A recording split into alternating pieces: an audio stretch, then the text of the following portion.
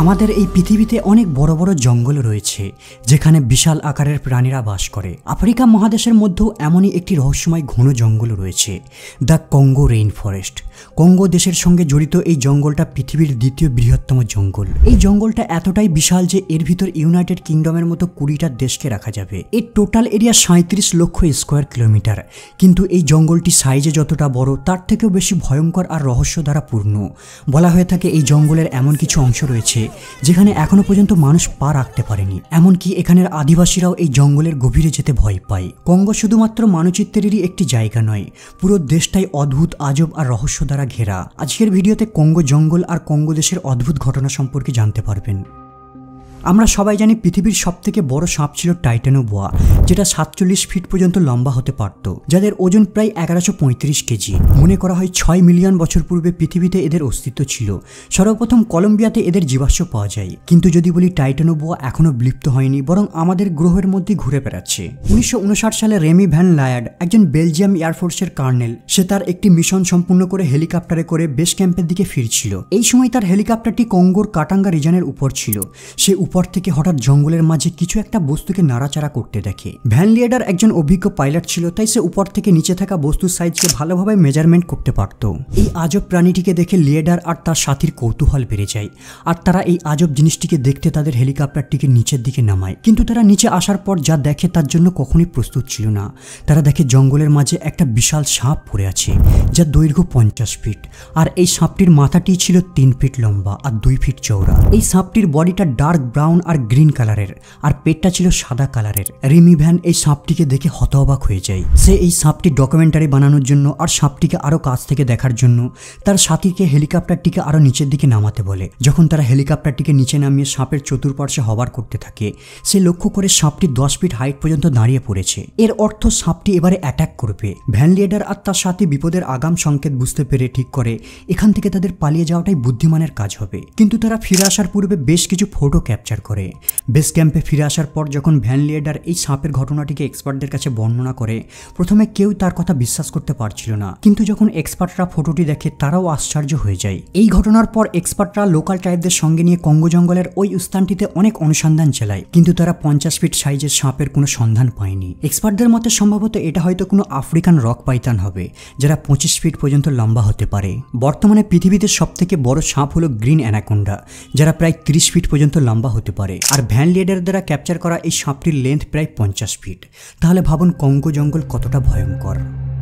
Democratic Republic Congo দেশে রয়েছে মূল্যবান ধাতু আর খনিজের ভাণ্ডার। প্রাকৃতিক সম্পদে বিশ্বের অন্যতম দেশ এটাই। কিন্তু আপনি শুনলে অবাক হবেন, এই দেশে প্রচুর পরিমাণ মূল্যবান ধাতু থাকার পরেও দেশের অধিকাংশ মানুষ দারিদ্রতার মধ্যেই বাস করে। আর এই দেশের এমন করুণ দুর্দশা বহুদিন ধরেই চলে আসছে। 19বিংশ শতাব্দীর দিকে এই দেশটি বেলজিয়ামের রাজা দ্বিতীয় লিওপোল্ডের ব্যক্তিগত উপনিবেশে পরিণত হয়। তার শাসনের সময় এখানের মানুষদের নৃশংসভাবে শোষণ করা হতো।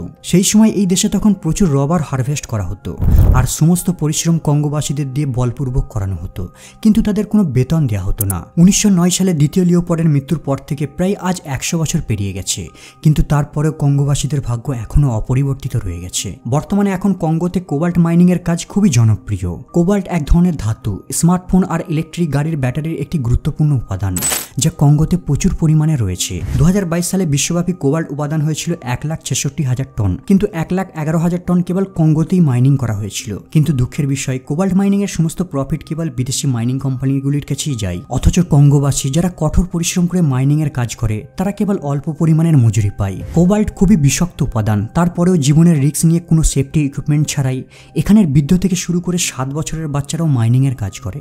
এদেরকে কেউ ফোর্সও করে না মাইনিং এর কাজের জন্য। কিন্তু এখানের বেকারত্বের হার অনেক বেশি, তাই বাধ্য হয়ে তারা অল্প বেতনের জন্য তাদের স্বাস্থ্যের ঝুঁকি নেয়। টেরাসর ছিল উড়ন্ত সরীসৃপ প্রাণী, যারা ট্রায়াসিক যুগের শেষের দিকে আমাদের পৃথিবীতে বাস করত। অষ্টাদশ শতাব্দীর শেষের দিকে জার্মানির কাভারিয়া থেকে টেরাসরের জীবাশ্মকে আবিষ্কার করা হয়েছিল। মনে করা হয় 66 মিলিয়ন বছর পূর্বে এদের বিলুপ্ত ঘটে। কিন্তু যদি বলি এখনও এদের কিছু প্রজাতি জীবিত রয়েছে। এখানের স্থানীয় বাসিন্দারা মাঝে মধ্যে গল্প বলে থাকে যে জলাভূমি অথবা নদীর ধারে মাঝে মধ্যে তারা একটি অদ্ভুত পাখিকে দেখতে পায়, যাদের শরীর টিকটিকির মতো, কিন্তু এদের ডানাগুলো বাদুরের মতো। এই প্রাণীটি জেলেদের উপর আক্রমণ করে আর স্থানীয় প্রাণীদের হত্যা করে। এখানের স্থানীয় ট্রাইবরা এই দানবটিকে কঙ্গোমাতো নামে চেনে। গোটা বিশ্ব কঙ্গোমাতো সম্পর্কে প্রথম জানতে পারে 1923 সালের পর। 1923 সালে ফ্রাঙ্ক হিউম মেল্যান্ড একটি বই পাবলিশ করে যার নাম ইন হুইচ বাউন্ড আফ্রিকা। এই বইটি পাবলিশ করার পূর্বে ফ্রাঙ্ক উত্তর কঙ্গোর দিকে অভিযান করার সময় এখানের স্থানীয় মানুষদের সঙ্গে বন্ধুত্বের মতো মিশে যায়। তাকে এখানের স্থানীয় ট্রাইবরা কঙ্গোমাতো দানবের গল্পের সঙ্গে পরিচয় করায়। মেলোডি একজন জিওলজিস্ট ছিল, এই কারণে এই অজানা পাখিটি সম্পর্কে আরো ডিটেলে জানার আগ্রহ বাড়ে। তিনি ডিফারেন্ট রিজনে গিয়ে স্থানীয় জনগণকে এই প্রাণীটির বৈশিষ্ট্য সম্পর্কে জিজ্ঞাসা করে, আর আশ্চর্যজনকভাবে তারা সবাই সেম প্রাণীটিকে বর্ণনা করে। তারা মাঝে মাঝে একটি উড়ন্ত সরীসৃপের মতো পাখিকে আকাশে উঠতে দেখে, যার ডানা কমপক্ষে 2 মিটার দূরত্ব পর্যন্ত প্রসারিত। অসংখ্য লোকের থেকে ইন্টারভিউ নেবার পর মেল্যান্ড শিওর হয় যে তারা সবাই একটা প্রাণীকে বর্ণনা দিচ্ছে যেটা 66 মিলিয়ন বছর পূর্বে বিলুপ্ত হয়ে গিয়েছিল। 19বিংশ শতকের গোড়ার দিকে কিছু ইউরোপিয়ান কঙ্গোতে অভিযান করার সময় নিঙ্গো নামের একটি ছোট্ট ট্রাইবদের কাছ থেকে একটি শক্তিশালী অস্ত্রের সন্ধান পায়। এই অস্ত্রটির নাম এঙ্গলু সোয়ার্ড। প্রাচীনকালের কিছু ড্রয়িং দেখে তারা বুঝতে পারে এই এঙ্গলু তলোয়ারটিকে তারা বন্দীদের মৃত্যুদণ্ড দেওয়ার জন্য ব্যবহার করত। স্থানীয় ভাষায় এঙ্গলুর অর্থ জাল্লাদের তলোয়ার। এই তলোয়ারটি সমগ্র কঙ্গো অঞ্চল জুড়ে খুবই পরিচিত, আর এটা ছিল ক্ষমতার একটা প্রতীক। এই তলোয়ারটি প্রায় 25 ইঞ্চি লং, আর এর মাথাটা দেখতে কাস্তের মতো, আর নিচের প্রান্তে ধারালো করাতের মতো দাঁত রয়েছে। কিন্তু এই তলোয়ারটির একটি কালো ইতিহাস রয়েছে যা আজও কঙ্গোবাসীদের ভীত করে তোলে। আসলে কঙ্গো দেশের এই নিঙ্গো ট্রাইবরা নরখাদক হিসাবে পরিচিত ছিল। তারা তলোয়ারটিকে শুধুমাত্র বিশেষ অনুষ্ঠানের জন্যই ব্যবহার করত। কেবল এই তলোয়ারটি দিয়ে তারা বন্দীদের মৃত্যুদণ্ড কার্যকর করত না, কাছাকাছি অন্যান্য উপজাতিদের বন্দী বানিয়ে খাবার জন্য এই তলোয়ারটি দিয়ে তারা শিকার করতে বেরোত। বর্তমানেও এই উপজাতিদের কঙ্গোতে দেখা যায়, তবে তারা নরমাংস খাওয়ার চর্চাকে বন্ধ করে দিয়েছে। 1858 সালে বেলজিয়ানদের শাসনের পর থেকে নিঙ্গো ট্রাইবদের এই প্রথাকে নিষিদ্ধ করে দেওয়া হয়েছে। তবে তাদের পুরাতন আচরণকে অব্যাহত রাখতে অনুষ্ঠানের জন্য মানুষের পরিবর্তে এখন তারা ছাগলের ব্যবহার করে। তারা ছাগলকে পবিত্র মনে করে বলি দিয়ে বাটি ভর্তি এদের রক্ত খেয়ে নেয়। বহু বছর ধরে আফ্রিকা বিশ্বের বিভিন্ন দেশের এক্সপ্লোরারদের আকর্ষণ করে আসছে। ইটালির রাইটার, ফিল্ম মেকার আর অ্যাডভেঞ্চার প্রেমী অ্যাটিলিও গ্যাটি তাদের মধ্যেই একজন। 1927 সালে অ্যাটিলিও মেডিকেল ট্রিটমেন্টের জন্য মিশরে আসে। এখানে আসার পর সে আফ্রিকার প্রতি মুগ্ধ হয়ে ওঠে। তারা আফ্রিকার সংস্কৃতিকে জানার প্রতি ছোট থেকে আগ্রহ ছিল। সে কঙ্গোর প্রাকৃতিক পরিবেশ আর এখানের অধিবাসীদের কালচারকে অধ্যয়ন করতে বেশ কিছুদিন আফ্রিকাতে কাটিয়ে দেয়। এখানে সে লোকাল ট্রাইবদের সঙ্গে নিয়ে ডকুমেন্টারি ফিল্ম বানানো শুরু করে দেয়। কঙ্গোতে সময় কাটানোর সময় তিনি প্রায় এখান থেকে 40,000 মতো ফটো ক্যাপচার করেন। তিনি এখানে ট্রাইবদের বিভিন্ন সেলিব্রেশনেও অংশ নিতেন আর লোকাল ট্রাইবদের সঙ্গে নিয়ে হান্টিং করতে বেরোতেন। তার একটি বিখ্যাত ছবি ছিল যাতে দেখা যায় সে গরিলাদের শিকার করে তার সঙ্গে দাঁড়িয়ে রয়েছে। আটিলিও এইসব ট্রাইবদের সঙ্গে ভালো সম্পর্কও গড়ে তোলে। একবার তাকে এখানের কিছু ট্রাইবরা জানায় যে কঙ্গোতে একটি ভয়ানক গুহা রয়েছে আর সেখানে এক অশুভ আত্মা বাস করে, আর এই গুহার ভিতর যে যায় সে আর ফিরে আসে না। এই গুহাটির নাম কাওয়েনা কেভ। কঙ্গো ভাষায় কাওয়েনার অর্থ বেদনাদায়ক মৃত্যু।